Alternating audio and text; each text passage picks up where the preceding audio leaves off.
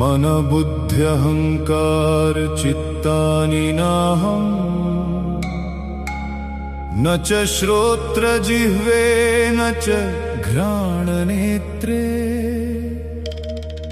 न च व्योम भूमिर्न तेजो न वायुः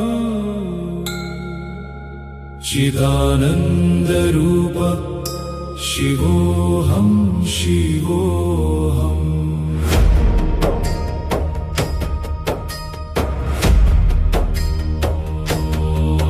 न च प्राणसंज्ञो न वै पञ्चवा